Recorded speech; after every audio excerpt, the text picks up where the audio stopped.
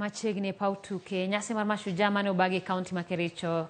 Jatend piny William Ruto notiso alap ma Kericho ma osebed ka iluongo ni Kericho Green Stadium kendo koro ibiro luonge ni Kiprugut Chumo Stadium. Kiprugut Chumo ne en Ja-Afrika mokwongo yudo midila mar bronze e ng'weye mag Olympics mita 800 mane obagi e piny mar Tokyo higa mar 1964. Chumo nong'ilo rengo dwe mar 11 higa mokalo bang' ting'o nying Kenya e ng'weye madongo.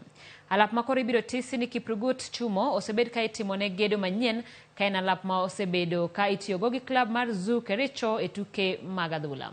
Alapno biro ting'o johera maromo 12,000 ka gedo mare pod biro dhi nyime bang' nyasi mane obag kawuono. Allow me to celebrate